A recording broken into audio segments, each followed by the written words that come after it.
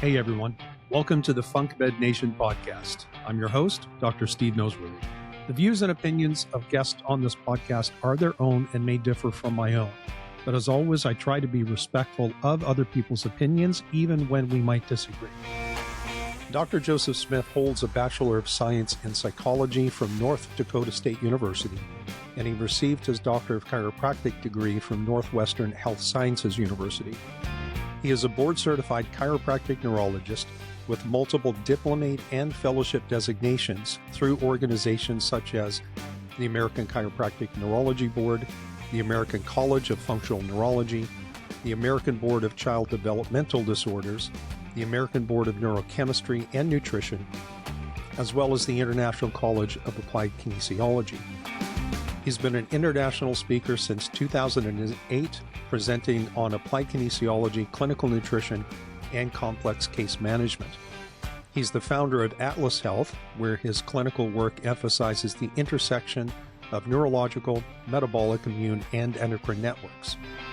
Dr. Smith is also the creator of Nuvius, which is an upcoming series of seminars that will teach attendees how to blend a basic neurological exam with in-exam nutritional interventions to assess real-time responses. This allows clinicians to translate complex systems care into structured, repeatable clinical workflows, simplify protocols, and reduce the time it takes for clients to see results. Let me say that Nuvius is not a muscle testing seminar series, but it's a blending of higher-order functional medicine and functional neurology made accessible to those who don't have a background in either.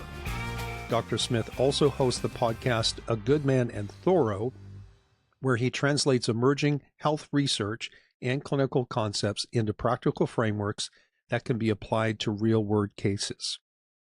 This conversation has been a long time coming, and I was going back through texts that you and I have gone back and forth with over the years, and I remember it was 2022. And I know that because of the timestamp.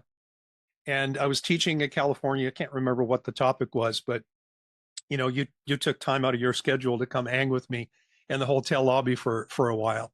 And we just sat and chatted for a couple of hours. And that was when I was like, dude, I need to get this guy on my podcast because he's got a lot of really cool stuff to say. And so, like I said, this has been a long time coming. And I do apologize it's taken so long. It took 4 years for us to actually get things together. But in a way, I'm kind of happy, Joe, because we got a lot to talk about. Like, you've got a new seminar coming up, and let me just say at the outset for people who are listening, Joe and I both are independent contractors with Apex Energetics, right? We're not employees, but we do teach for them.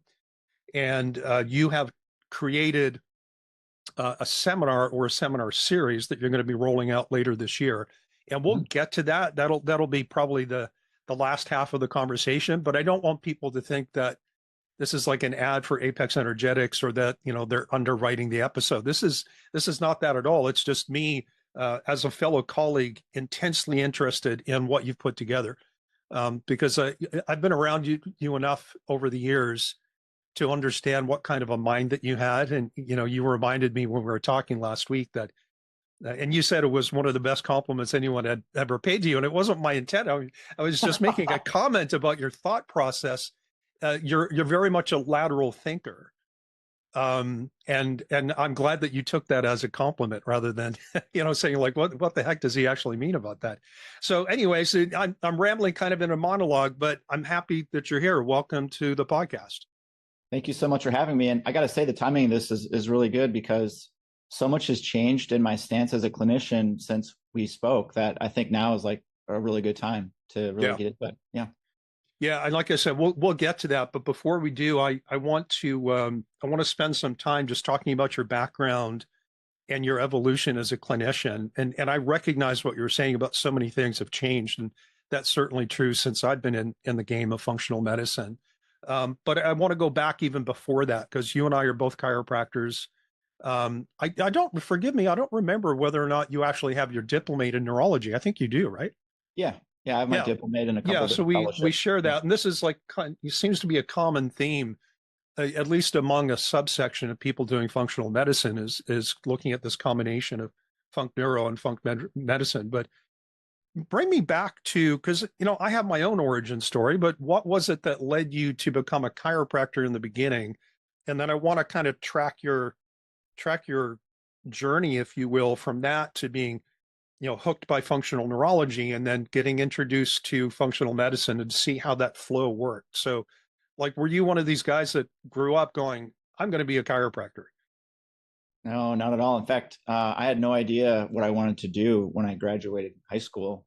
So I was like, okay, maybe I'll be a like a school psychologist or something. So I got into psychology, and my mentor at the time he committed suicide.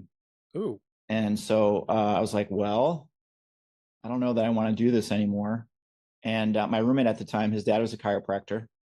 So I'm like, oh, tell me more about that. And I was an athlete at the time, and there was a chiropractor that would come and adjust the athletes and help them get ready to compete. And I'm like, wow, that's kind of cool. So I decided to check that out and ended up enrolling in Northwestern Health Sciences University a couple years later. Yeah. Is that the area that you grew up in? I grew up in the Midwest. Yeah, I'm from Jamestown, North Dakota originally, about 100 miles from Fargo. Oh, really? Yeah. Oh, yeah. Interesting. Yeah, sure. Yeah. Yeah, sure. Eh? So where along the way, because I think back about when I was in chiropractic school, I started doing the Carrick Institute courses I think it was my final year. So that by the time I graduated, started practicing, I had another year of learning left before I could sit for boards. Where did you catch the bug for the Func neuro stuff? Well, it's funny. Our colleague Datis Karazian, he was in California. He was in the Bay Area one time. I went to one of his seminars, and I had been following him and really had learned a lot from him. He was a good mentor of mine, and we went out to. He actually invited me to dinner one night after the seminar, and it was so funny because at the time I was driving the Saab, and the window wouldn't roll down. So we got to the area where the arm at the hotel has to come up, and I have to roll the window down to put the ticket in. Yeah. And I had to excuse myself and get out of my car with my mentor sitting next to me to open the car door to get the arm up. But it was around that time that he was talking to me about neurology, and I just in the functional medicine part of things, I was doing really good work and I was seeing really amazing changes with people, but there were just some people that I was working with that I would give them what looked like the proper intervention, and they would implement it to a T. And instead of getting better, nothing would happen, or they might get dizzy or nauseous. They might even get vertigo, or they might get anxious. And the stuff that we were trying to diminish or help them alleviate actually wouldn't change or get worse. And so that's kind of when I learned from him that I needed to learn about the brain and how nutrition, when done right, it can improve energy and increase energy, but that energy can impact the maladapted system too. So if the issue neurologically or anywhere else in the body that's driving the malady also gets more energy, sometimes that system still wins. And so being able to understand how the brain fits in the hierarchy of systems became really important for me as the next step in my growth as a clinician. So you came into where you are now. You went through the Func Med door first, and then started learning brain, which is, I mean, it's not uncommon, but it seems to be less common than the other way, where a lot of the people who are trained in brain eventually hear about or dedicate themselves to functional medicine. Totally. Actually started in applied kinesiology, right? So that's totally to me, that was in it. George Goodhart had this saying, diagnose the need, supply the need, observe the result. And so that's when I started first learning about nutrition. And actually I found Dr. Karazian because he was also a diplomate in applied kinesiology. And I thought he was going to teach me how to do some cool muscle testing for supplements, for hormones. And as it turns out, that's not what he taught me at all that weekend. He taught me the limitations of muscle testing, and not to necessarily throw the baby out with the bathwater, but that's when I really started to appreciate the lab testing and how objective data can be very useful when, say, for example, the muscle test actually made somebody strong.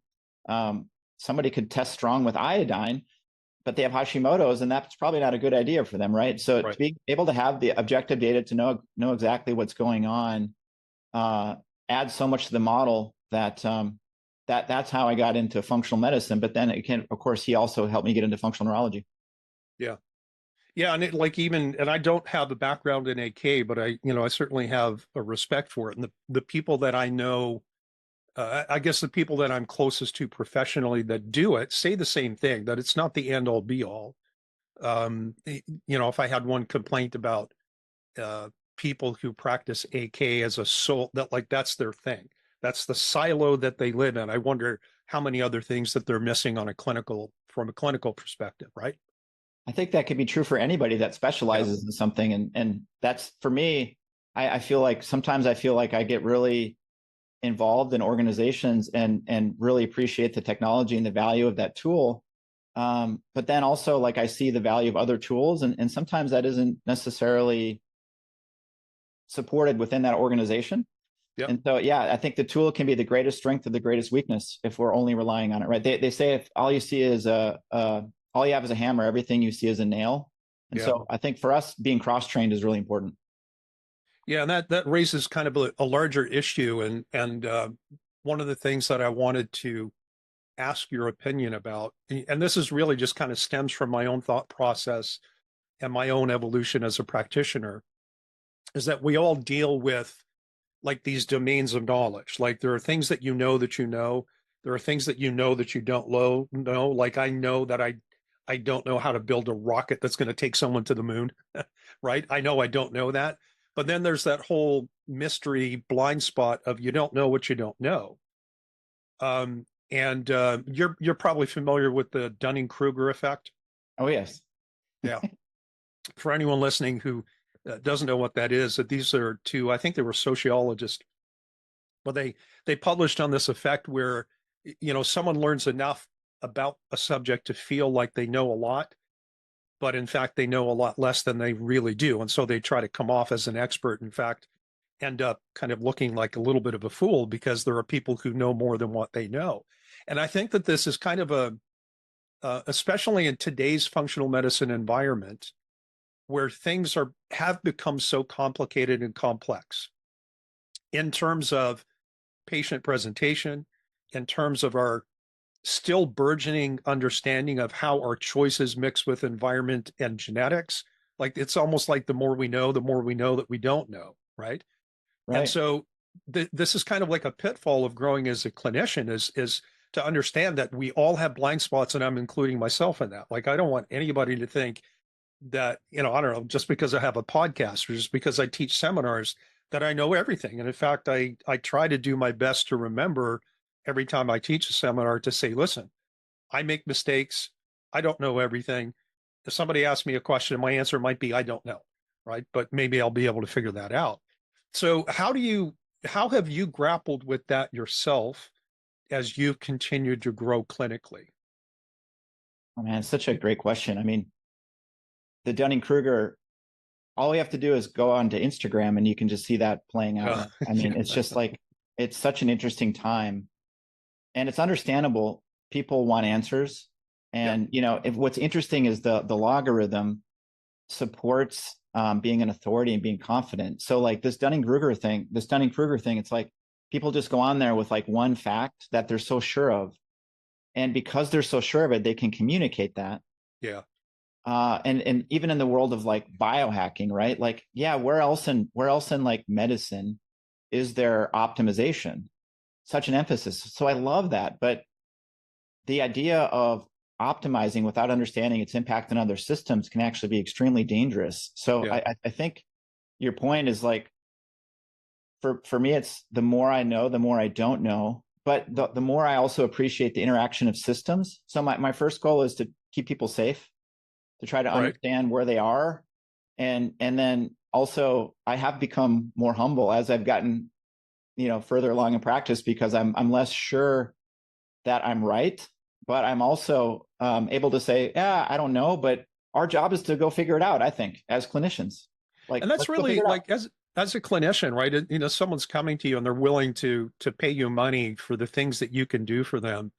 it's kind of it's a difficult thing to say to somebody I don't know, right? Because there's that fear that you're going to lose that person. Let's say it's an initial consultation. They come to you with a complicated case, and then, I've seen 17 other doctors, and I call it the Obi-Wan Kenobi effect. Like you're my final hope, Obi-Wan. All right, no pressure.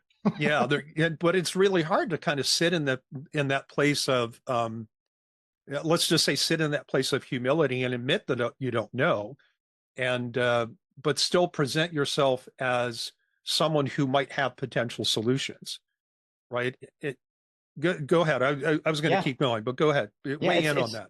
It's so true. I mean, the other side of that is folks that have seen so many doctors that were absolutely so sure of themselves and have been burned also, and not burned like intentionally. Like, I don't think that doctor intentionally burned them. Okay. But like doctors that are operating out of kind of a rigid protocol, and are doing what they do, and they're not really adapting to the patient's presentation, maybe as much, or maybe they don't see what they don't see. And look, this happens to me too. But the idea is like, when things don't go as expected, the question isn't like, what did the patient do wrong, or are they screwed? Yeah. How did they fail the model? The question is, how can we update the model, or do we need to update the model to understand how to adjust it to meet them where they're at? And it's like, it's okay to say you don't know. And patients that are so used to doctors being so sure of themselves and being burned by that confidence and that hope, some of them are just like crushed. They get to the point where they've seen so many people, they don't even know if they can do it. And that becomes its own unfortunate side effect of seeing so many people that they had belief in. So when somebody actually says, I don't know, but let me go figure that out, man, that actually resonates really, really highly with some of those folks. Yeah. And I think that kind of fits really well into, like if we confine our thought process and discussion just to functional medicine for a second, Jeff Bland was the father of functional medicine.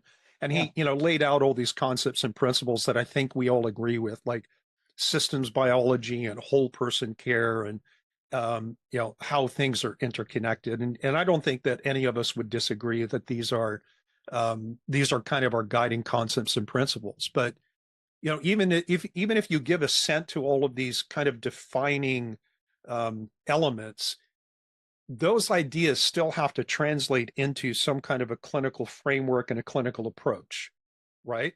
And this is kind of getting towards, I don't think we're there yet in the conversation, but talking about your seminar, but let's kind of stay big picture for a second. And I have one specific question, and then I want to get a little bit more general, because you, like me, blend functional medicine and functional neurology in clinical practice, right? And we're seeing more and more of this.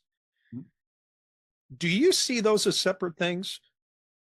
No, not at all. In fact, every modality that it ever exists that we know about is part of a holistic model. Every single tool in it, just picture like a carpenter's like shed. They have so many tools. Yeah. And to say that I'm a hammer practitioner. Yeah. I'm a saw practitioner. I think my biggest transition as a clinician is I became an artist instead of a problem solver. Or a technician, maybe. Exactly. Yeah. And that's not to say that problem solving and being a technician is somehow less than what I'm doing, but it's to say that what I'm doing now, I feel as an architect and as an artist, and creating a model for each person as they walk in encompasses all of those things. And so the art is to figure out what the right thing is at the right time and the right amount for long enough by using pattern recognition, and then being able to be aware of how the pattern is shifting as they shift. Then the therapies actually need to shift as they shift as well. Yeah. Why do you think we as practitioners tend to silo ourselves and define ourselves as, well, I do functional medicine.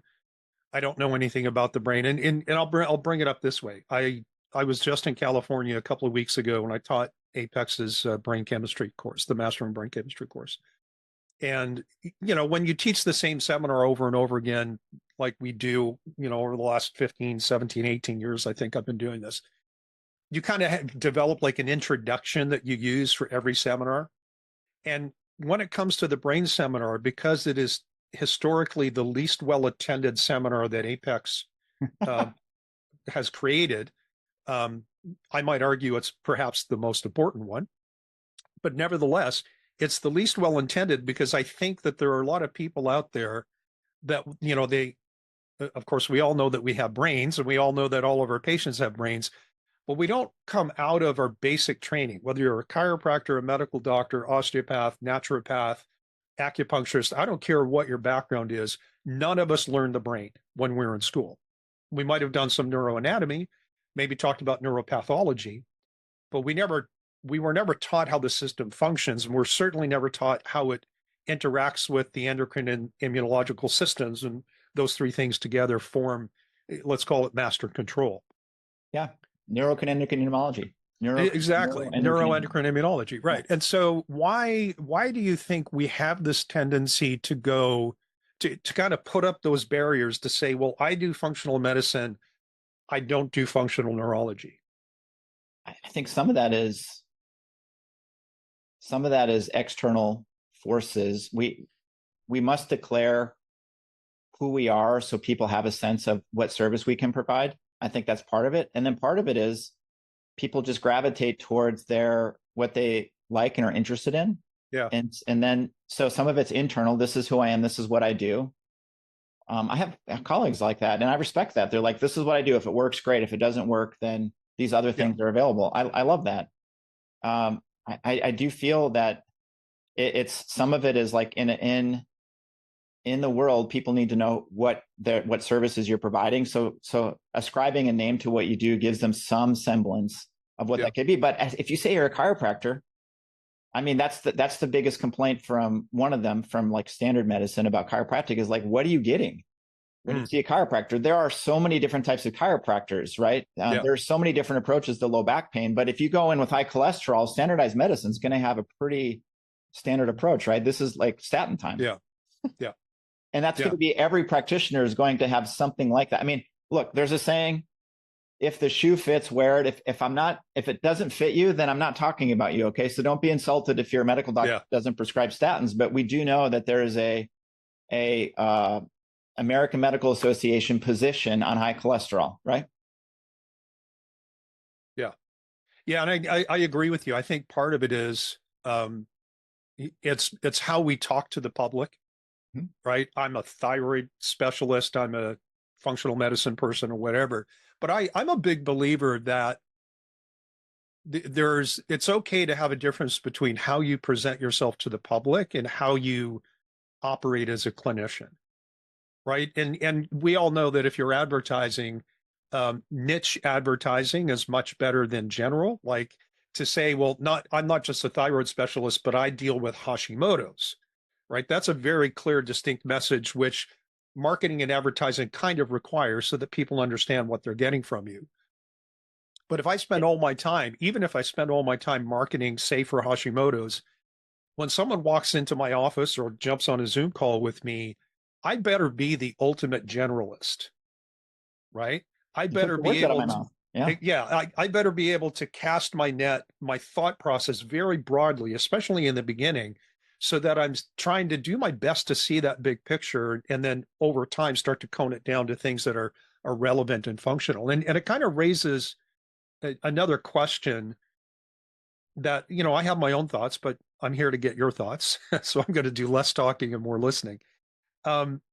When you said you don't see functional medicine and functional neurology as different, what do you mean by that? How do they relate? So let's start there. And then I want to talk a little bit more about what your actual clinical framework is and how you arrived at it, because I'm pretty sure that the way you're practicing now is not what you were doing, say, 5 years ago, right? So let's start with how does functional medicine and functional neurology, how do they fit together? Do you see them as, in essence, the same thing, or do you see them as parallel tracks within maybe a larger container?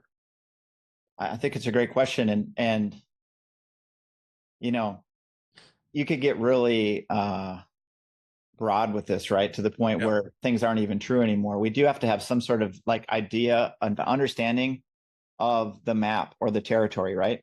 Yeah. But like if we just took away my skull and took away my skin and took away my muscles and took away my bones, there would be a extremely strong connection between the brain and the gut, and they would not look separate. It would be one big mass of tissue that's connected, and it's one.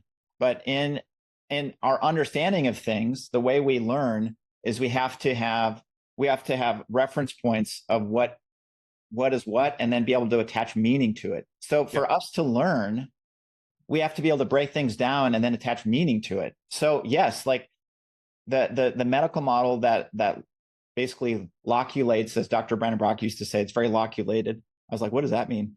Okay, but it's very loculated. And so like they're specializing in one area. Okay, great. But that area obviously connects to another area. And so in a more holistic model, it's more like understanding, well, how does the brain interact with the gut on this spectrum? And how does the gut, for example, interact with the brain on a spectrum? And is the tipping point for this person, if we're going to just simplify it to gut and brain, for example, is it more of a brain problem causing a gut problem, or is it more of a gut problem causing a brain problem? And if so, how do we adjust our care plan and our recommendations and all the things that go along with that accordingly? And it's so useful to be able to make that distinction. Yeah. And I think it's important for us clinically to have a clear model that we operate with, right? Yeah. Because when you sit down and you listen to someone's history, look at their diagnostics or exam findings, there's a lens that you're looking at all that through. And that lens is going to color how you interpret the information, and that ultimately is going to, color the recommendations that you make. And, going back to this idea of we don't know what we don't know, there's a question, I think, by extension, which is, if you were to look at how functional medicine is being practiced, not necessarily how Dr. Bland defined it back in the 90s, right? Because he was very clear about what functional medicine is. And obviously that model has been massaged and it's been tweaked, but the core itself is pretty much the same as the original formulation back in the early 90s, at least at a conceptual level. But when you look at any given clinician's biggest opportunity to become a better clinician, and I'm talking about people who say they practice functional medicine, whatever they might mean by that, because there's what it is and there's what we think it is as we do it.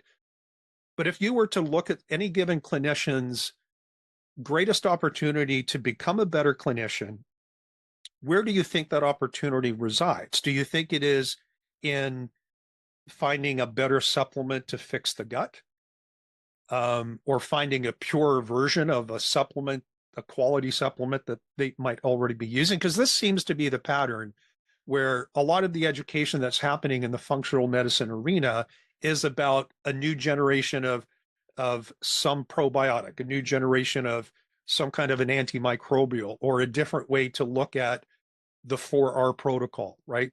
So, and the reason why I'm asking this is because for myself, there have been, maybe what we could call watershed moments where that large blind spot of I don't know what I don't know got just a little bit smaller. And I started to see a bigger picture of how what I already knew or thought I knew fit into something larger.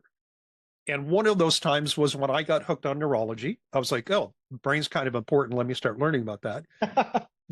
The other one was when I was first exposed with functional medicine, like just at my first blood chemistry seminar. It opened a whole world for me, and it changed how I thought. So let me rephrase the question, because I want to be clear. Yeah. Any given clinician, what's their greatest opportunity to become better? That's a great question. I think you kind of touched on it earlier, is you can only see what you can see. So training yourself to stop looking for things and to being able to see what's there without attaching meaning to it initially. Just make an observation, being able to make observations about what's there. Yeah. And suspend belief about what those observations mean, I think, is one of the greatest skills a clinician can have, because they could see one thing that they know, and they go down that rabbit hole, but then they miss. It's like they're looking through a keyhole and they think they understand the entire mansion. And we're all trying to get better at this, right? It's like you could be a white belt in karate and you could be a fifth dan, like black belt in karate, and you're still doing karate. But there's a level of mastery. And I feel like masters understand the limitation of the system that they're working with, and they can adapt and they can adjust and be creative with the application of the knowledge that they have to address whatever's coming their way. And I think that as a clinician, some of it is just getting the reps in and sticking with it and practicing. I think that a clinician needs to, if they want to be super relevant in 2026, they need to do more than the state required continuing education hours. I think, unless they're going to be practicing for 150 years, it's just there's a level of dedication, I think, required to being able to at least understand systems and how they integrate. Although a lot of people learn faster than me, so maybe not. Mm. Yeah, and it's funny because I just did all of my Florida CEUs for my license, just like last weekend, the weekend before. Yeah. And I hear you, and I think it's a valid point that if your only continuing education is what's required by the state, you're missing a whole bunch, because our industry has changed. Not even just talking about chiropractic, but talking about functional medicine and natural healthcare in general, whether you're chiropractors, naturopaths, whatever the case, doesn't really matter. But let me get your opinion. Like, what, in your opinion, what has changed in our industry, both on the patient side, in terms of the types of people that are coming to see us, as well as on the clinical side in terms of how your particular model has evolved to where it is now? Oh man, how much time do we have? As much as we need. So, boy, let's start on the patient side. Like, what are you seeing now? And I think we probably have general agreement on this, but what are you seeing now compared to when you first started doing all this stuff? Well, I don't know that patients are more complex, honestly, than they were, but I'm just seeing more. Okay. But what I can tell you is the patients I'm seeing now compared to the patients I was seeing when I started in my practice have had more experience with standard medicine, alternative medicine, and now like biohacking and neurohacking. And so a lot of them, unfortunately, are pretty beat down and pretty, they're motivated to get better, but like their belief, like their core belief, a lot of them, they may not believe, and at some level, they don't have any proof that they can. And so without that proof that they can, or if they've had some results and it's gotten bad again, I think part of what I find I'm up against is like at the level of belief and sometimes identity, and the identity that they can get better or maybe not get better. And so that becomes an area of investigation in my practice, for sure. That's different than it used to be. Yeah, and I would agree with that. In fact, to the point where I added a couple of questions to my intake process and my intake form that asks about, hey, project 3 years down the road, and what do you think is possible, or where do you want to see yourself? And I'll even ask questions on the intake about their support system. Like, because you and I both know that you can have a case where, like, you can help them. Yeah. And you see a clear path, but either they're a glass half empty person, so they're always on the negative of things, or perhaps even worse is that they live in an environment where all the voices around them are negative, constantly telling them, like, why are you seeing that doctor? Why are you doing all this? It's never going to work. You're spending too much money. You're going to be sick for the rest of your life.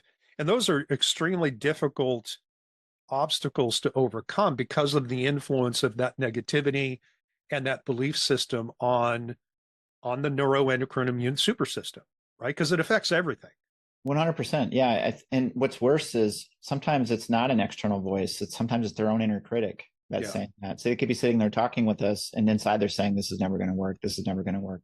And if we don't identify that as a clinician, we're just going to be that 14th or 15th or 20th doctor that failed to help them. Yeah. And it's such an important piece that I think we're not really taught. I wasn't taught in school. And what you're describing, some people metaprogramming wise, the way they model the world is they move away from what they don't like. Yeah. Okay. And so if we're talking to them about all the things that might help them and moving them towards like this goal, but they're oriented towards moving away from they don't like, we're going to lose that person. Yeah. But if we're talking about like, okay, if you don't do this, these bad things will happen, and they're more oriented towards moving towards what they would like, we're going to lose that person. We're going to be seen as a negative or a fear-based doctor. And so being able to adjust our communication style and identify the communication style or meta programming of the person that we're working with is extremely, extremely helpful as a clinician. It's one of the most important things I've learned in the last year. Yeah, I think probably one of the earliest lies I remember being told as a doctor is that you're not a therapist. Yeah. Because I find myself being, engaging in some form of therapy all the time, and talking to people about their attitudes and their beliefs, and maybe even helping them try to strategize about, how do you quell that inner voice, that inner critic, and how do you compensate for the non-supportive significant other who's always telling you that something's not going to work. I think, to be honest, I think we could do a whole podcast just on that topic. Right. Well, absolutely. Absolutely. And really what it boils down to for me as a systems person is for the patient presentation, the patient aspect that they're bringing, as you asked me, is there's a structure to their state of being. Yeah. There's a structure to their malady. There's a structure that we can identify. It's a pattern that has them there. And so, but this structure often is on top of another structure, which is, if you imagine like a rubber band around your back, pulling you towards the wall in front of you. And that structure says, I get what I want. Okay. And then there's another rubber band around your stomach that's pulling you towards the wall behind you saying, I don't get what I want. How many people do we see, Steve, that are, they have moments where they're moving towards what they want, and then they lose momentum, and then they get pulled back towards like somewhere in the baseline, like maybe not all the way back to their chief issue, but like somewhere close to that. And so I think that one of the fundamental issues with patients and with the model that exists is we're taught to the highest good is to find the cause. The highest good is to find the cause. But the approach there, even in the holistic model, the functional model, is to be focused on the problem. The problem. And so when we're creative as doctors, when we're creative, instead of like stabilizing this oscillating structure, okay, if you don't do this, these are the bad things that are going to happen to you. Or if you change your diet this way and you take this supplement and you make this lifestyle change, then you'll experience less pain and less fatigue. But they're still on that oscillating structure of they have or they have not.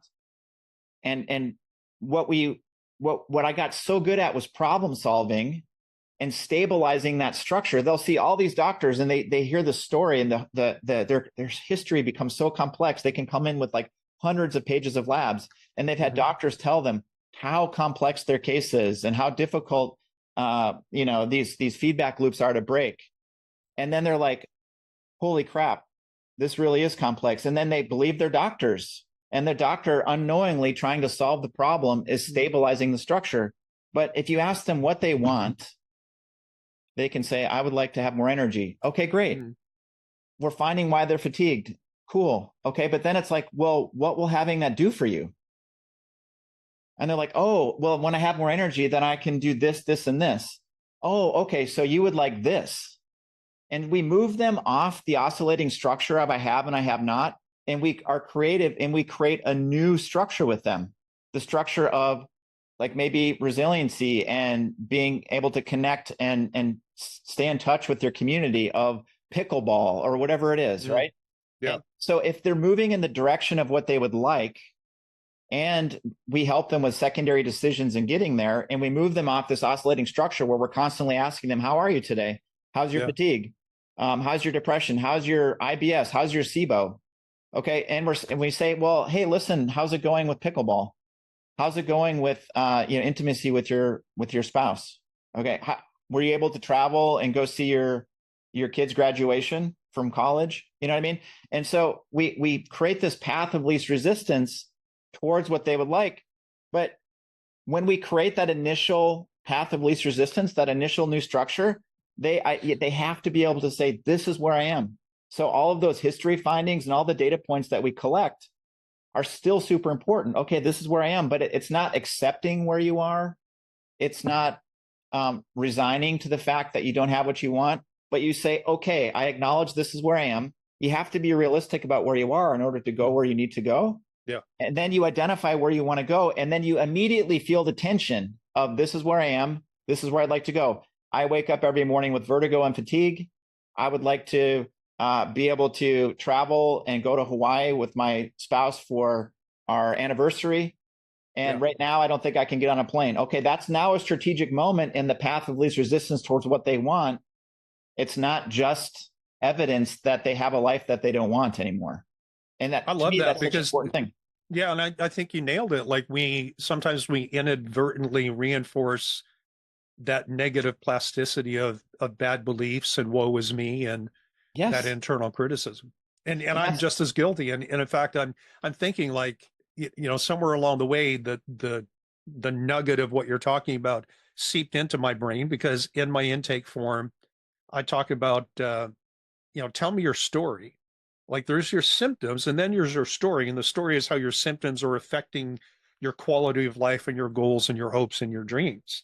Yes. And I don't often enough, I really appreciate you bringing this up, because I've got to go back and re-engineer how I'm talking to clients during my consults. And it's such a valuable thing. And we do it, Steve. If the better we are at problem solving, the more we actually are stabilizing that structure. Like even in prevention, what are we trying to prevent? Oh, I don't want to get cancer. I don't want to get dementia. I don't want to have a heart attack. Yeah. So we're constantly evaluating data within the frame of, are we moving towards that? And we're giving so much power to the problem in standard medicine, in alternative medicine, in biohacking. Whereas there's another model that exists, which is to move towards specifically what they would like and be artistic and create a model that meets them where they are, but also emphasizes this new structure and then helps them with the tension. Because if the tension is too great, initially the tension is so great, nothing could change. The discrepancy of where they are versus where they'd like to be. If it's too great and as clinicians we don't manage them, then they'll just give up. Yeah. Then hopelessness and helplessness can set in, and that's no good either. Yeah. I want to go back to a question, maybe a statement that I made earlier that I think we kind of veered off and went down this little wonderful bunny trail. Mm-hmm. You had used the term the neuroendocrine-immune system, right? I referred to it as the super system. And when I taught a couple of weekends ago in California, of course, the topic was the brain. And we start out by recognizing that none of us learn brain in our basic education. And so we have to kind of take it upon ourselves to go learn those things. And I think that most of us as clinicians have these decision points as we go through our careers where we become aware of something different, something that we know that we don't understand. And maybe we have an inkling of how important it might be, but we don't really know how to get off the blocks and start to make that happen. And this is one of the reasons why I love teaching the brain seminar, is because you see the light bulbs going off all the time, because we're starting to fill that hole of, and I'll state it the way I said it to them. For the people that were there that particular weekend, I said to them that your greatest opportunity of becoming a better clinician is not better supplements, better this, better that. It's to start to learn about the brain. Now, we could also plug the immune system into there and talk about functional immunology, and that's its own topic worthy of its own discussion. But, we're here talking and we're working our way towards talking about your seminar, which is, again, blending functional medicine and functional neurology doesn't sit well with me. I like to say it like that because I, like you, don't see a difference between them. Right. I haven't made up my mind yet if I think of functional neurology as part of functional medicine, using medicine in a very umbrella term, or and I'll say what Datis said to somebody I was overhearing him talk to somebody else years ago, and he said he was saying it drives him crazy when people draw a distinction between functional medicine and functional neurology. He said it's just being a good clinician.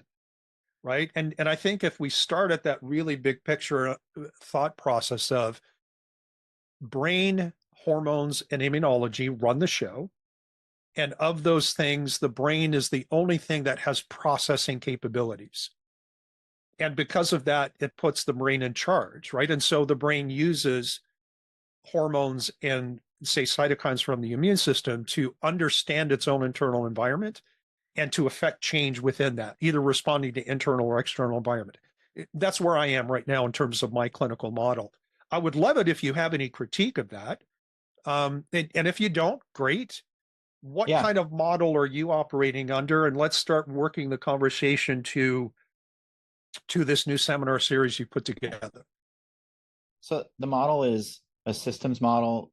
So neuroendocrine-immune is like a big aspect of that. You could also do like, there's also things like metabolic aspects of energy and energy production. And then there's like, macrobiology and microbiology. I mean, the thing is like we said earlier with the Dunning-Kruger effect, or however you say that, a person can start to sound a little holier than thou, when they're focusing on one aspect of it. And I definitely don't want to come off that way. I can say that I think that it's understanding systems, but also hierarchies. And that's the thing, it's hierarchies. So yes, like there's a gut issue, there's an immune system around the gut, there's a cardiovascular system, there's an immune system. We have a musculoskeletal system. Okay, we could say that the brain is superior, but like if you're missing part of your skull, maybe something else is going to take precedence. So that the goal is to understand the optimal activity of each system for that person and for their age based upon their history, comparing it to like ideals and comparing it to like things that are so compromised that they're disease processes. So getting a sense of the territory, and then each system has its own localization within that territory. In functional neurology, we call it triangulating the level of the lesion. So a person could have depression because like their frontal lobe isn't working. Well, is their frontal lobe not working because the frontal lobe is injured? Is it not working because the signal that delivers neurotransmitter to the frontal lobe, that little pathway from the brainstem, if that isn't working, then they also will have depression. So like if you do like transcranial magnetic stimulation to stimulate the frontal lobe and a person has a frontal lobe issue, they're going to feel better. Yeah. But if you do transcranial magnetic stimulation with somebody that has a connection issue where their brainstem or other structures that fire into that area are not working, then doing transcranial magnetic stimulation might actually overwhelm and basically fatigue that part because it's not actually being fed by structures that are underneath it.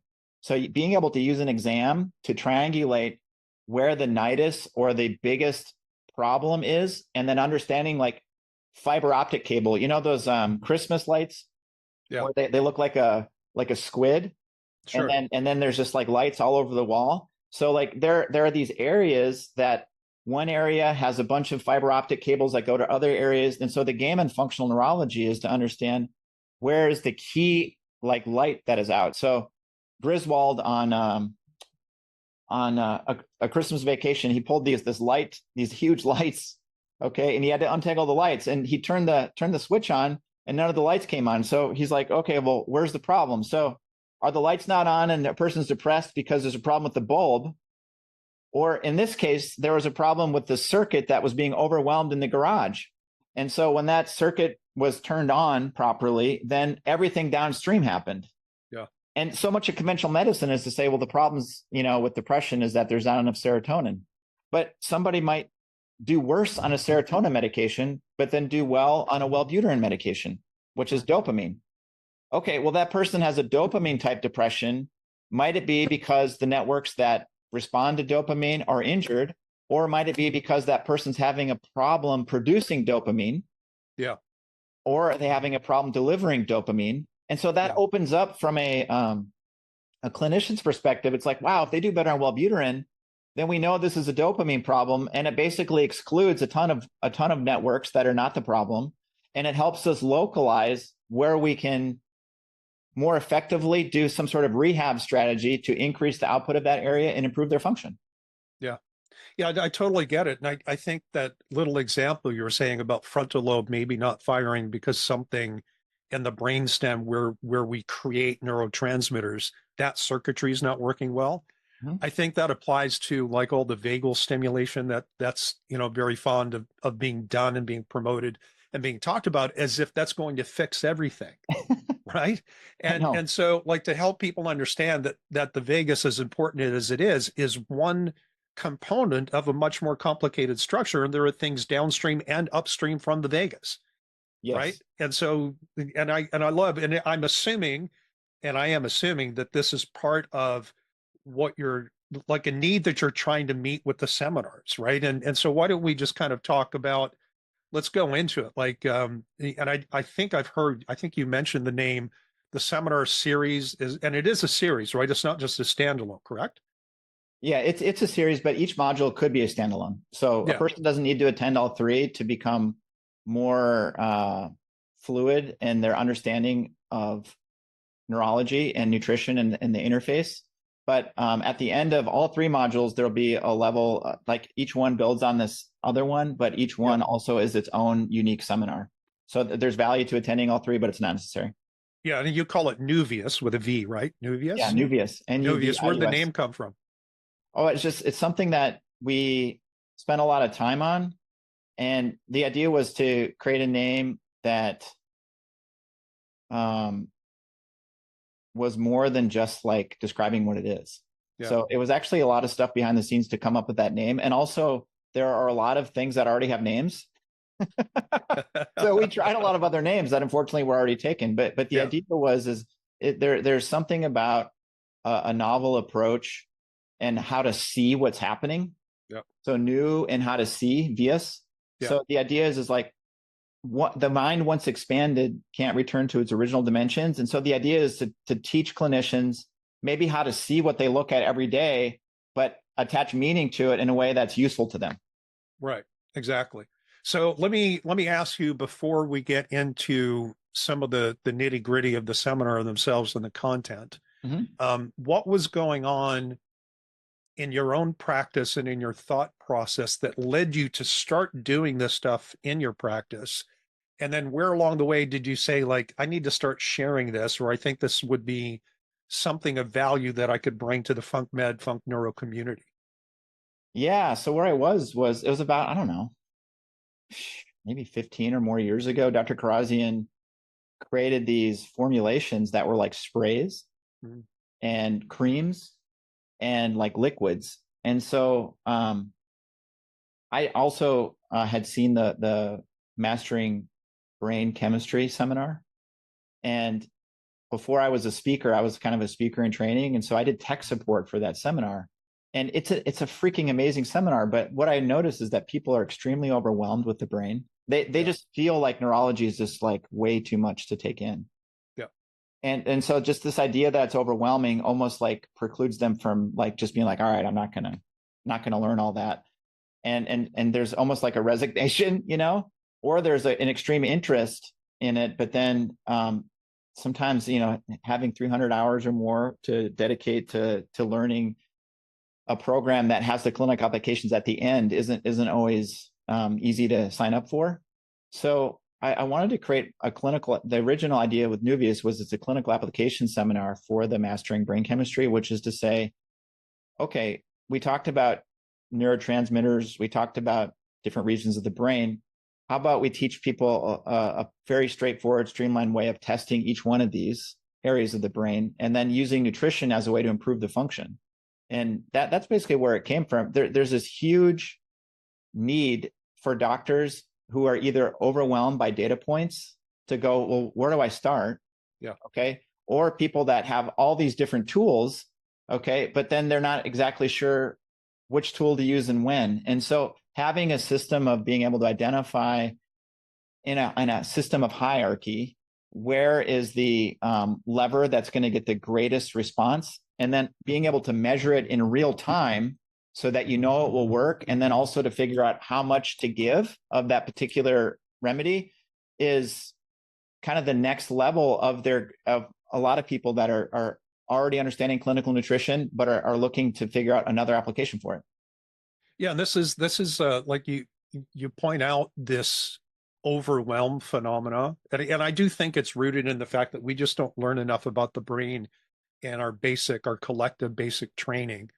And even when you start to learn out, like my opinion, and this is just my opinion, I think the immune system's more complicated than the brain.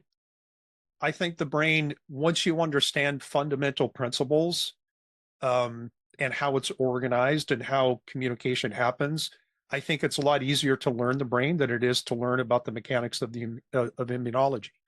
Now, having said that, you cannot separate them because they're just different facets of the central neuroendocrine-immune system, right? It's all just different parts of the same thing.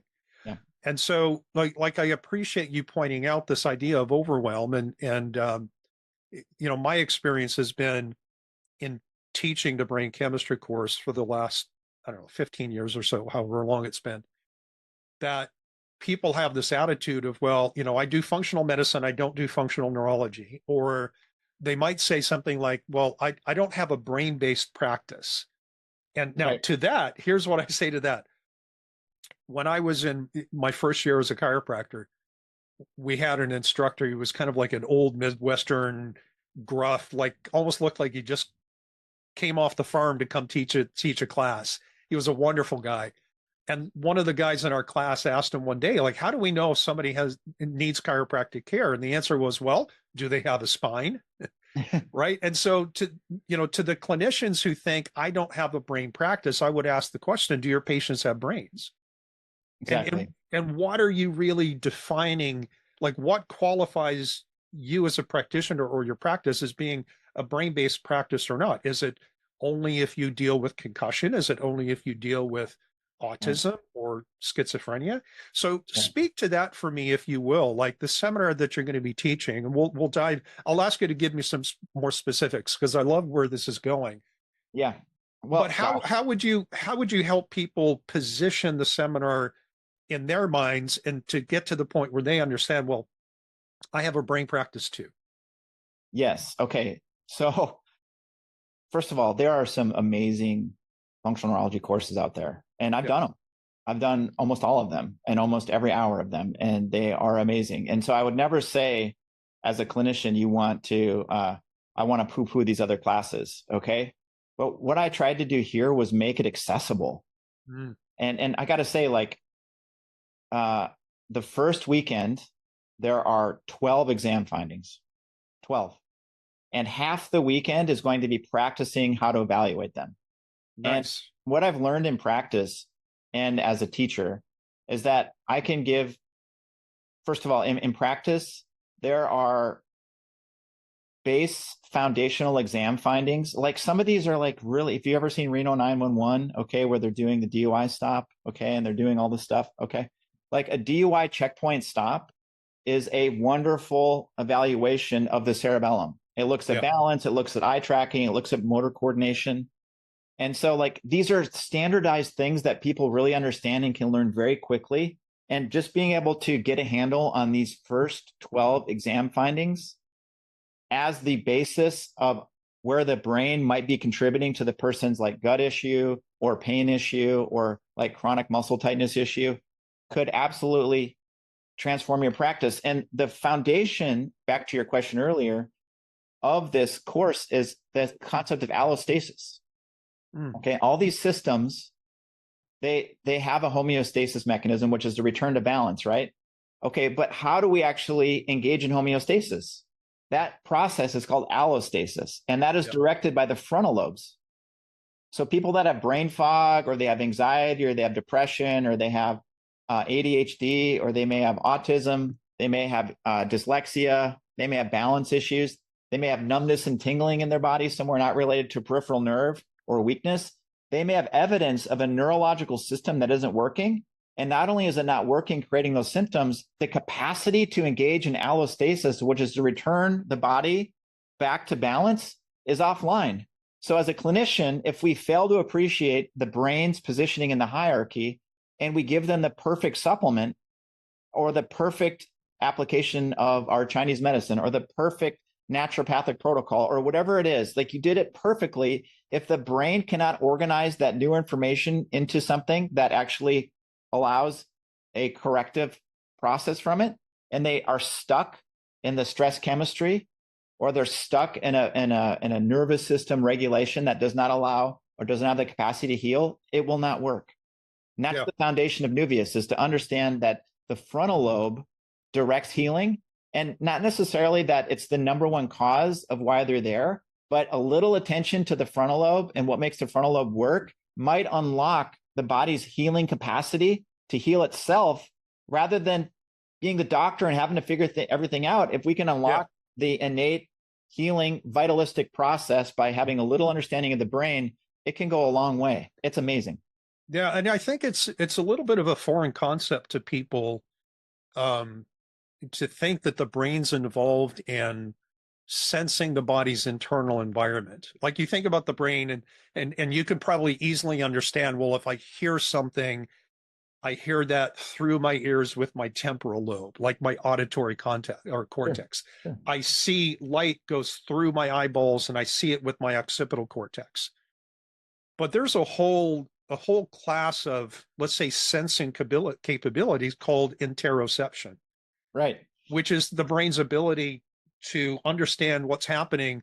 And we can even break that down further into a whole bunch of different subcategories, like immunoception, which is the brain's ability to know what's happening with your immune system and to help to coordinate its responses. And this is why I think it's so important for people who are listening to you and maybe thinking about coming to one of these seminars, is to understand that the brain is intimately involved in understanding, I don't know, call it biological balance, homeostasis and allostasis, not only from a sensing standpoint, but from a regulatory and like an input-output standpoint, right? And is that kind of where you're coming from with all this? 1,000%. I mean, anybody that is like, well, what does it really have to do with it? If you've ever drank the water in Mexico and got food poisoning, or you drank something with giardia in it, you understand chemoreception. So the brain perceives the immune activation, and it says diarrhea and vomit, diarrhea and vomit, diarrhea and vomit. That is an allostatic mechanism designed to bring you back to homeostasis. But when the brain is offline, let's say a person could vomit and have diarrhea, but if there wasn't enough allostatic mechanism after the acute crisis to close the deal, and there was like what seems like a subclinical or stealth aspect of that left, the brain is still going to perceive that, but it doesn't have the army to seal the deal. And so now that becomes the basis of their chronic issue. And they do all the gut programs. And, I'm from the Midwest, like we're saying, and there's a saying, you can do it till the cows come home. It's funny, they leave. And then you look out the window and yes, they've come home. They come back. Okay. But you could do biofilm disruption and you can do 4-hour program. Okay. But if there's not enough vagal signaling, or that the allostatic mechanism is broken, so the vagal signaling isn't happening, okay, then vagal stim even isn't going to work, because allostasis still needs to be able to coordinate and direct that in a way that makes sense. Yeah, exactly. So would you say that this, like you stated earlier, that the problem that you were, at least this is what I heard, I don't know if you actually said it, but the problem you were trying to solve was to give clinicians practical applications of the brain chemistry course that we've historically taught. Yes. Does that mean that people coming to your seminar need to take that brain course first? Or can this be a feeder? Could it go the other direction? They come see you first and then, go find someone else who's teaching the brain course. Like, how does that work in your mind? Well, I would say people that understand the Apex model are going to love this. Okay, because they already have the foundation. They already understand that there's research behind the formulations. They already understand the lab assessments. Yeah. Imagine like you're a clinician. Somebody walks in your office. They've seen 20 doctors. They have evidence of neuroinflammation. They have brain fog. You look at their labs. They have really high homocysteine. They have really high CRP. And they're like, okay, so maybe something that blocks acute phase reactants and lowers homocysteine could be useful. Okay. But then you're like, well, you look at the history and they've already done that stuff. They've already done turmeric or resveratrol, or they've already done B12, and like it like something's missing. And then you look at their intake form and you see, wow, there's parts of their brain that aren't functioning very well. Okay. They're sensitive to light and sound. They're not sleeping very well. They have numbness and tingling in their body. They have acid reflux.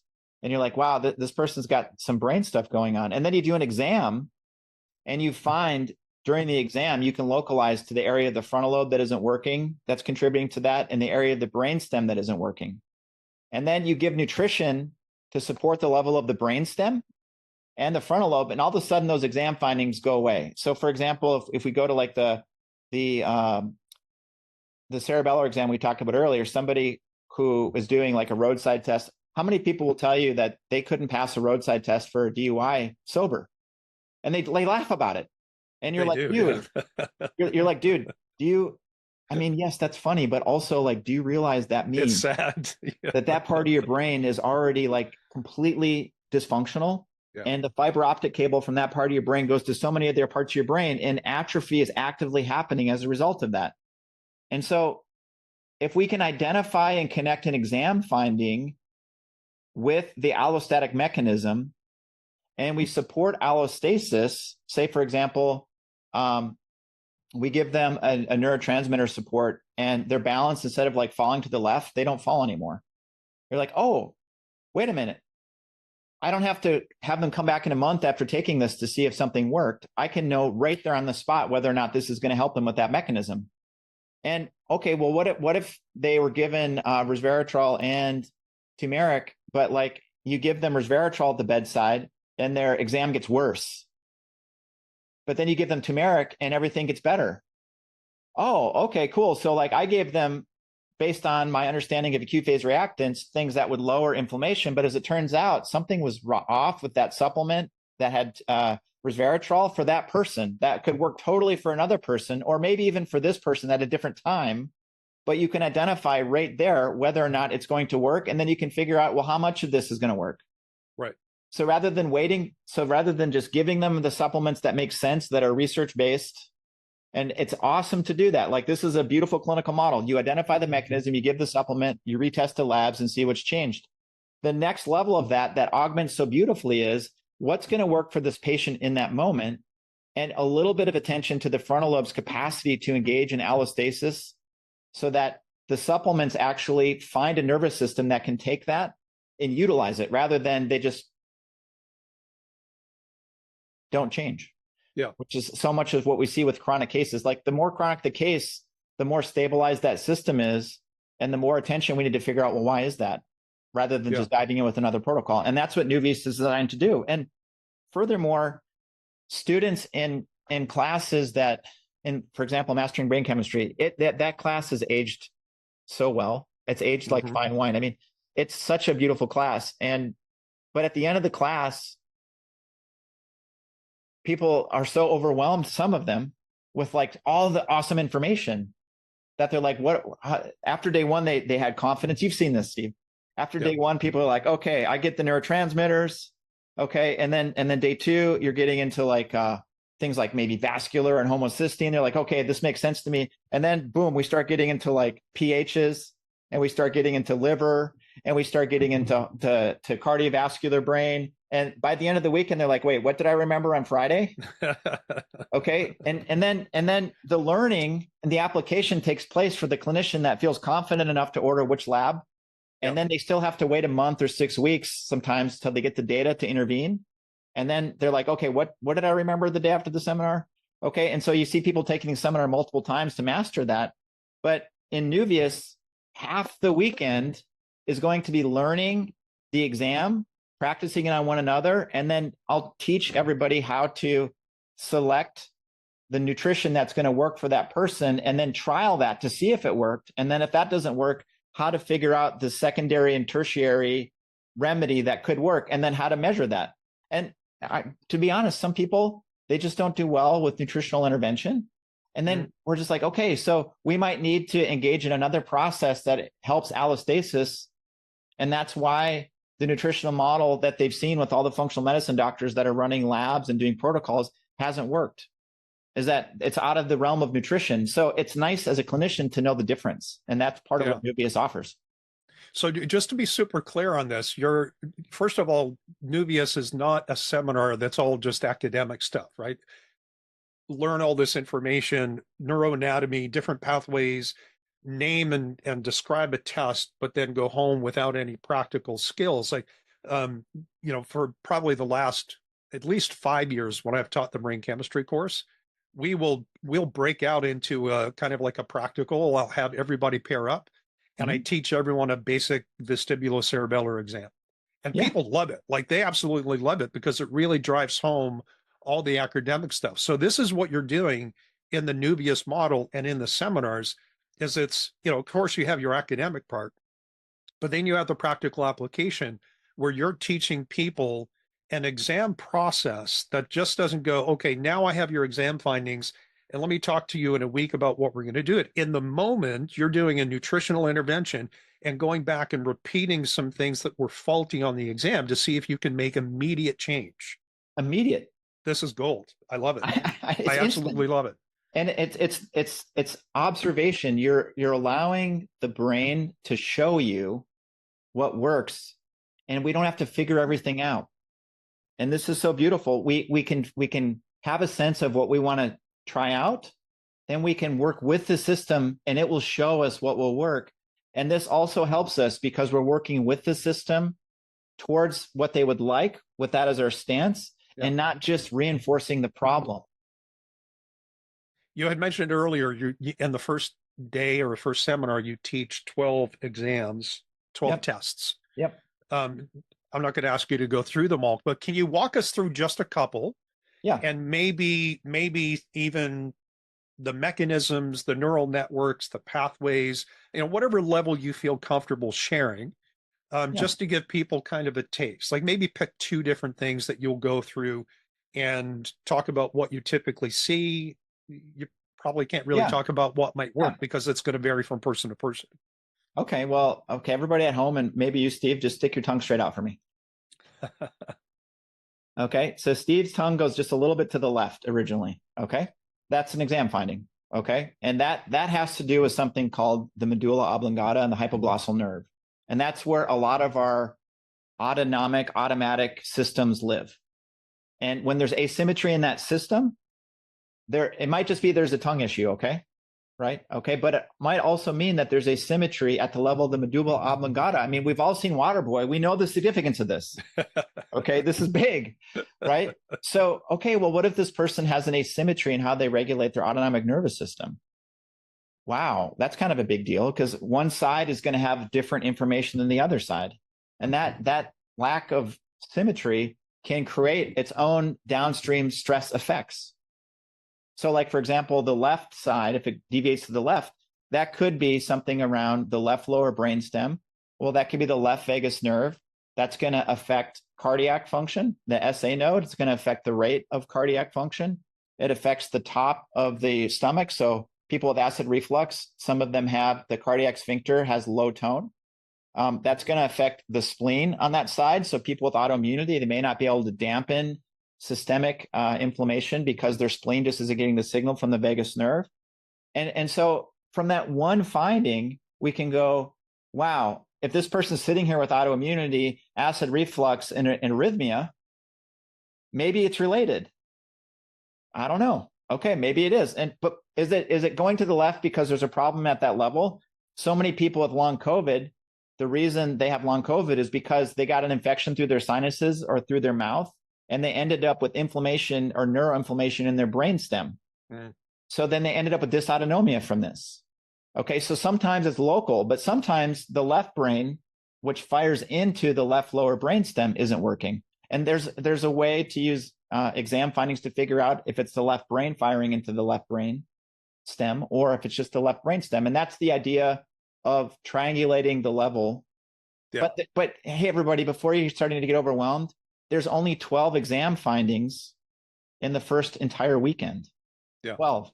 And half the time you get to practice it. And you're going to see it on multiple people. And then I'm also going to be bringing people up to the front of the room to help troubleshoot if things aren't going as planned.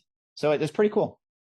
That is amazing. And so we talked about brainstem. You mentioned the frontal lobe. Are you going to walk people through the different lobes of the brain? Like, do you go through a basic neuroanatomy stuff? Or do you just keep it to, these are the exam findings, this is the part of the brain or the brainstem that's involved, let's go practice? Yeah, I mean, the forms do help. So part of the course is understanding history a little bit, and then understanding forms a little bit, and then understanding how to objectively measure that with an exam, and then how to intervene. And I think that this is where this is not a 300 or 500 hour neuroanatomy course. Yeah. This is a clinical applications course. So I will give you the basics of what these regions are. I'll give you the names. I'll help you describe how to evaluate them. And more importantly, without having to dedicate yourself to 300 hours, you can master these basic exam findings, and many of your cases are going to respond so well to this. And then if it isn't happening based on what you learned with those 12 exam findings, you can always expand beyond that. And definitely in modules 2 and 3, I think there's another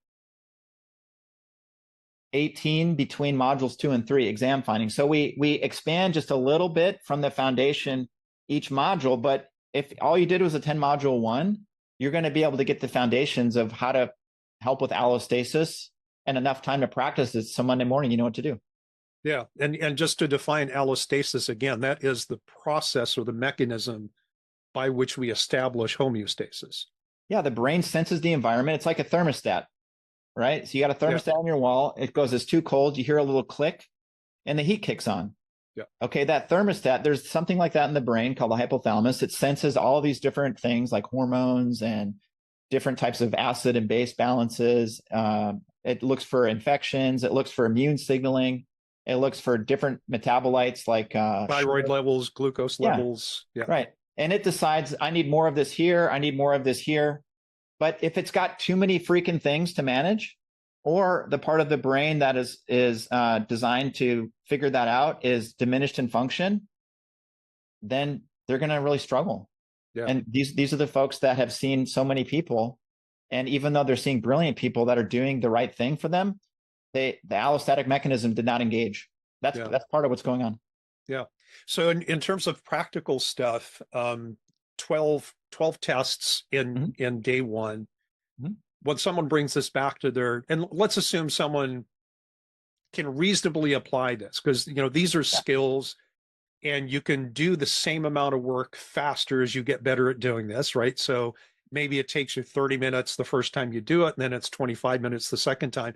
But reasonably, how long does it take, do you think, for the average clinician to perform an exam like this and to get the insight that your system offers them? I mean, by the end of the weekend, it could be less than 5 minutes. Yeah, it's pretty fast, isn't it? Maybe 2 minutes. I mean, literally, like you can get so good at this that while you're talking to people, you can do more than half of it. So by the time your history is done, you can see a lot of these exam findings while they're talking and how they're moving. And so by the end, you're just like doing a couple things to confirm what you see is true. I mean, that's a level that is accessible to everybody. Yeah, and I think that goes a long way to dispelling the myths of the complexity. Is like, I can't get into the brain because it's going to take too long to do this kind of stuff. Yes, if you need to learn every exam finding, then yes, it is daunting. And by the way, I love it if you do that. Do it. Do all the courses, okay? But like, if you don't have time for that and you just want to understand the foundations of how the brain regulates the healing process, and that's what this course is about. So this is, in one sense, it's a bridge into the bigger, broader world of functional neurology. But in another sense, it's kind of a standalone. This is another set of skills that you can master fairly quickly. And if you never go beyond that, you're still going to do better work than when you didn't do it. I think you'll have an appreciation for how the brain is contributing to what's in front of you. So whether we call that better or worse, I would call it more comprehensive, but maybe not in a way that is like more taxing. It can just be so self-evident. Once you just like, remember when you learned like, oh, I see a high shoulder, or I see a reduced cervical curve, or I see like changes in the spine, like the way people are sitting and breathing. It's like, it's the same thing. It's like, but you can learn this so quickly that it just becomes part of your lens, that you see things almost automatically. But that can happen. Yeah, for sure. This is awesome, Joe. This is wonderful. I know it's not easy writing seminars. What kind of challenges did you face on that? That's first of all, it's complex information, but it's a lot of material to hone down. you probably threw out as much material as you added to it at the end. Like, how did you go through the process of actually creating it? It was a challenge because I have clinical practice, Yeah. and that's a busy practice. I also take a lot of seminars and doing a lot of personal development, have a life outside of work.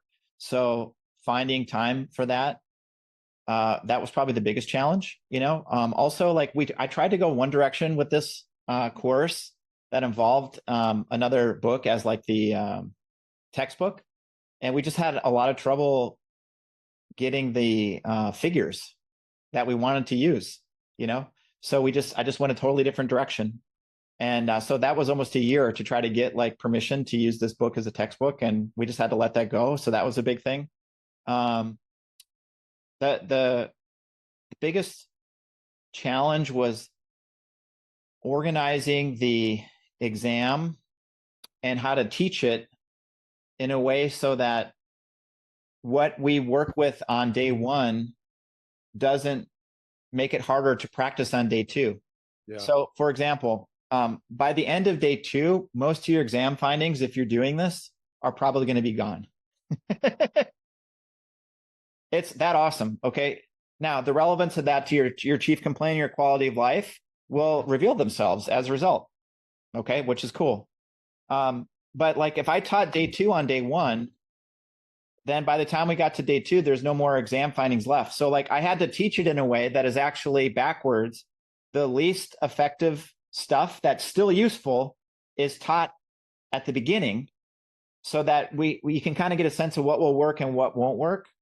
But then there are definitely people that would benefit from like those interventions. And if you never learn them because everything else got better from the low hanging fruit, then you're still going to miss the allostatic mechanism in that patient. So the challenge was to assimilate the information in a way that was simple enough that people could learn it in a weekend, that organize it in a way so that they could have the educational experience that was useful, i.e. like we had to be strategic in how we taught. I had to be strategic in how I taught it so that on day two, there's still left to correct. Okay. And I also wanted to make it so they had enough time to practice and then ask questions. Yeah. And get their hands on like the actual supplements and get practice not only finding it, but then like intervening, trying things, but then also figuring out what dosing is. So half the seminar is practice. But guided practice, like focused practice. And I just feel like there's a lost art of this. Like there's this love affair with data, but there's this lost art of the exam. And people aren't doing exams because they're not as confident doing exams. And it's almost like we're almost led to believe it's not even important, because it's not even emphasized anymore. So, I mean, I sound like an old geezer. I mean, I've been doing this for 22 years and I feel like the art of the exam is what's missing. So like the hardest part was like not trying to reteach mastering brain chemistry or trying to reteach a thyroid seminar or trying to teach them about how to do actual functional neurology using exercises to help the brain, and to just really focus on the nutritional remedies, not having to do all of like the research explanation for how these remedies came to be, not having to do all the research explanation for how they came up with these lab tests, just like letting go of like explaining myself and just showing them, hey, listen, if you've done Apex, then you know this stuff, the labs are there, that the remedies are there, that they're well researched. Okay, well then what now? Cool. Those people are great. People that do chiropractic neurology already and functional neurology, they have never seen nutrition be used this way. No. Nutrition as a modality. And I think it could blow their mind. But if you're none of those things and you just want to know a little bit about nutrition to help somebody's range of motion and reduce their pain, did you know that the tongue, the hypoglossal nerve, lives right next to the spinal accessory nerve? So when people have a bit of a head tilt or they have a loss of range of motion, sometimes it's because of that asymmetry in the brainstem. And so the right remedy for that will make the adjustments work better. It'll make their neck more freer, and they'll be less guarded when you do your adjustment. And the top-down modulation of posture will stabilize them while you do your adjustment, and you'll have a longer lasting more efficacious remedy for that person and a happy patient. Because the number one thing is like, well, how long does that last, doc? We want lasting care. Yeah. Yeah. That was a diatribe. That's all right. I get up on my own soapbox every once in a while. Yeah. Is this only like you mentioned that docs that know the Apex ecosystem are going to catch on to this really quick and see the value really quickly? What about people who might listen to the podcast in this interview and go, well, I've never been to an Apex seminar before. Is this something that they can just jump into right away and not get lost? Yeah. All you have to do is be able to make observations, which I'll show you how to do and practice it. And then if at the end you want to learn more about like how neurotransmitters are made, if you want to learn more about different types of metabolic issues that'll affect this in more detail, and you like really love to dive into the research, and you like really love to know where the formulations are coming from, and you want to have the science backed proof of what you're doing so that you're not practicing a level of charlatanism, then great. Those seminars are available. And this is a clinical application course for those, but it also could be a standalone. Some people are not interested in learning all that, or they don't have time for it. Yeah.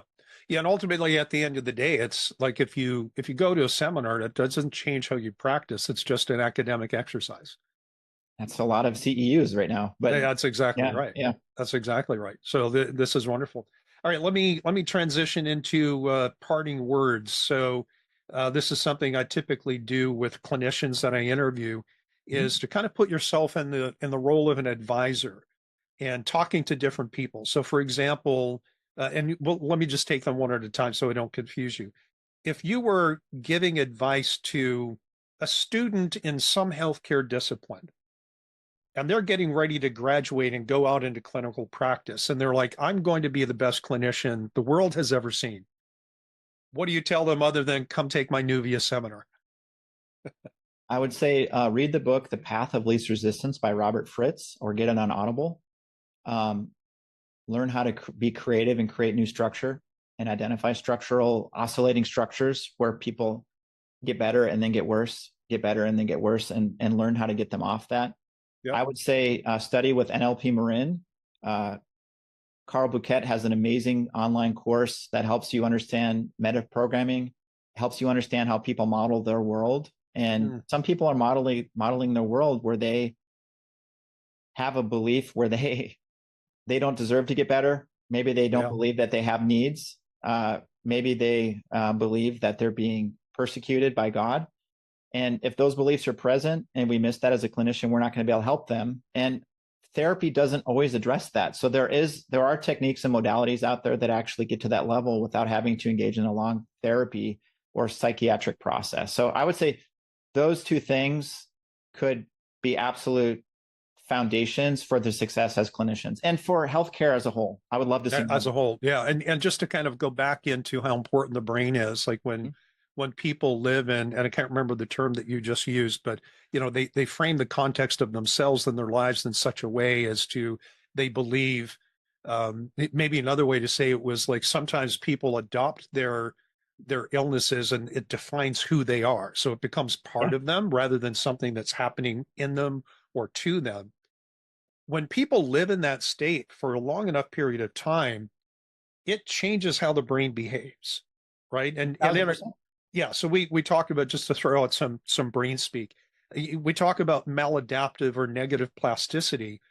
You alluded to this earlier, probably like 2 hours ago when we first started talking, and you I can't remember the terminology that you used, but the essence of negative plasticity is that the brain can get really good at doing things where the outcome is something that we don't want, whether it's chronic anxiety or chronic insomnia or a chronically disordered metabolism, right? And living in that place changes how the brain controls the hormonal system and controls the immune system, controls the gut, and so on. Yeah. Yeah. I think the longer you're there, the longer a person is there, the more things they've tried and didn't work, the more helpless and hopeless they start to feel. Yeah. And so most people will go from like fighting like hell, pardon my French. And if they succeed, great. But if they're not succeeding or not lasting, then each time they lose a little bit of that power. And then a lot of times people turn to like a spiritual practice of not wanting. and that they accept that life is to suffer. Okay. And that's tough to work with. Okay. If they start to believe that the purpose of life is to suffer and that they chose to be here and that their karma is to work this out, and that's tough to work with. It's also tough to work with people that are really super focused on not getting something. Okay. Because they're stabilizing that structure. So, and what you mean by that is, I'm so afraid of getting Alzheimer's. I'm so afraid of getting cancer that, as you say, crystallizes their structure. And that's the world they live in, is always trying to avoid something. Oh, I'm going to avoid sugar so that I don't, feed cancer cells. Yeah. Okay. And they're just focused on not feeding cancer cells. It's wild. And then furthermore, let's say somebody, this happens for sure. Okay. People, when their children, something happens, say, for example, I was raised in a household where people were taught that it's okay to let your baby cry out at night. Okay. Just let him cry.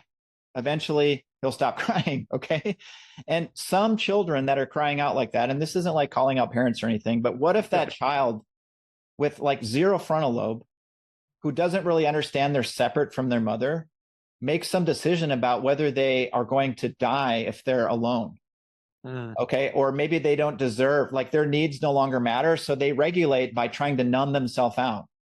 And so isn't it like really useful to have a really brilliant doctor that you believe in, and then you try something and then it doesn't work, and then it reinforces that deep belief that you're just going to suffer and that you actually didn't deserve to get better because you were left? I mean, I know that's not rational, but there's a part of the brain that is only charged with like keying for survival. It doesn't care how great life is. And so if those survival instincts and those patterns take over, then that will determine the stress chemistry of that person. They may look at life as like dangerous. They may look at life as something they need to control instead of something that they can participate in and enjoy. Yeah, it's totally different mindset.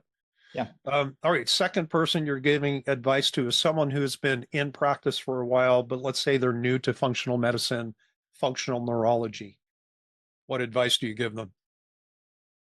Okay. Well, if you're new to functional medicine and functional neurology, I think Dr. Datis Karazian has put together courses that marry those two things well, either through Apex Energetics and something called the Karazian Institute. I think those are wonderful courses. The Carrick Institute has an amazing, thorough functional neurology program. Dr. Sam Yannick has an amazing functional immunology program, about 1 to 6 immune cells for every neuron in the brain. Okay. So like understanding immunology can be really important, but I would say pick the one that you're most interested in, maybe that you know the least about, get good at that, and then go on to the next one. Certainly my course can be helpful in terms of like accelerating your clinical prowess and being able to tie those things together in a more functional way. Yeah, all those things. And I would add in Rob Malillo's work with the neural method. Yes, totally. Those are all super deep dives. Yes. And like I said earlier, yours is kind of a bridge into that world, but people can take that step and never go into the deep dive if they don't want to, but they'll still come out being a better clinician on the other end. And then finally, the person who is a seasoned practitioner who maybe thinks that they've already reached the pinnacle of their understanding of human metabolism. Oh boy. Yeah. I don't know. Is that person open to suggestion? Yeah. Let's say they are. Let's say that you can do something to get them to see that there is a whole world of things that they don't know that they don't know. Boy. I know that's the hardest one. I guess it depends on where they're at. Okay. So if they're awesome at neurology already, understanding how beliefs influence neurology is super important. If they're awesome at functional medicine, understanding more about the brain and cross training. If you're good at both of those things, Dr. Yannick's immunology program is wonderful. But if you, like I said, I think my program's pretty cool. Okay. If you're looking for a way to like take what you already know and run it through the system and see what the system decides rather than having to figure everything out, it's so nice not to have the pressure of figuring everything out. Yeah. That's amazing. Yeah. So like module one is kind of the stuff that we talked about. It's going to be brainstem and frontal lobe and cerebellum. And so we're kind of getting the core of the allostatic mechanism. But module two, we're getting into more exam findings. We're getting into blood pressure responses and basically part two of neuroinflammation, which technically is part one. If you can reestablish blood flow, a lot of the neuroinflammation gets better. Right. That leads into a little bit of discussion of dysautonomia, and then something called neurogenic inflammation, which is different than neuroinflammation, which is a totally underappreciated topic. That's going to be rounding out module two. And then module three gets into the gut-brain connection.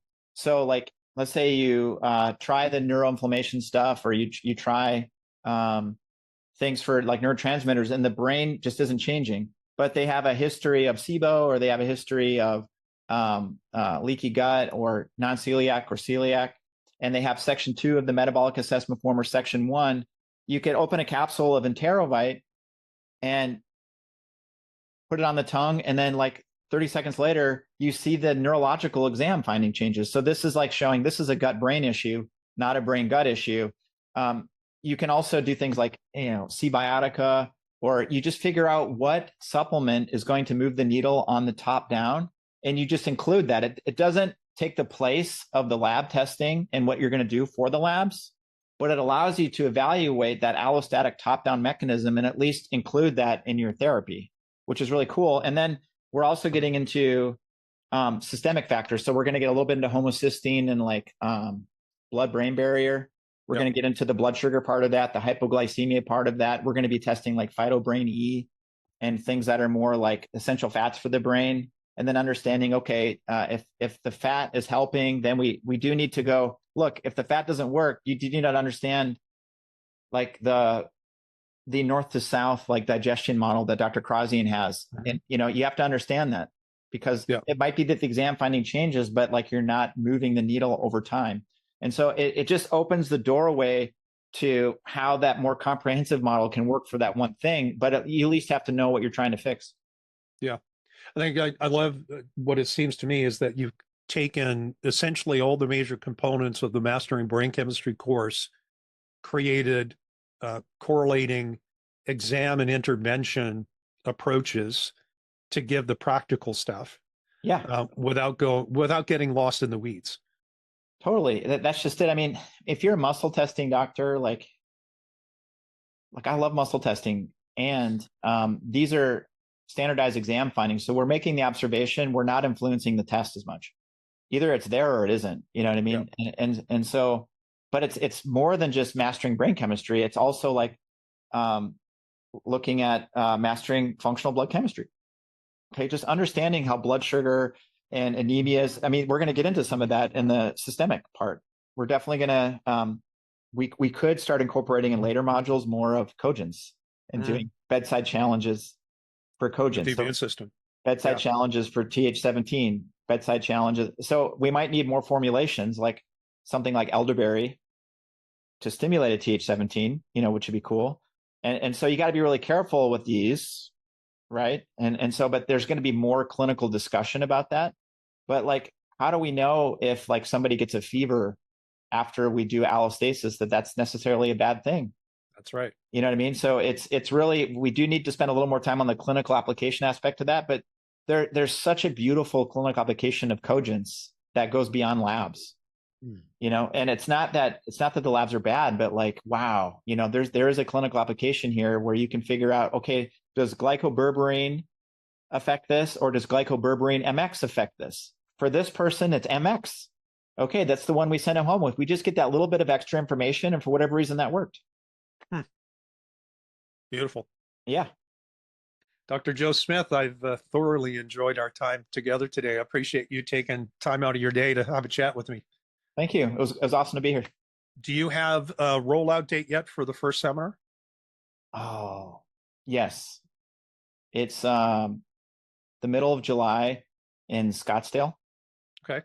And then I think the last weekend in July is going to be here in the Bay Area. And then we have, I think the actual dates are going to be released on May 1st. So I think we so far have 25 events between now and next May. So we're definitely going to be coming to your area. where can people find you and find information on Nuvius seminars? Nuvius seminars will be on the Apex Seminars website. ApexSeminars.com. Yep. And I think it may be getting its own website.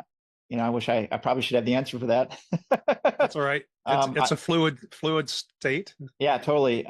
My clinic is called Atlas Health. And so I'm just north of San Francisco. So I have a website, Atlas Health Method, or drjoesmith.com. That's where to find me. Yeah, and I'll put all your links, social included. I'll put that in the episode description so people can find you pretty easily. Mm-hmm.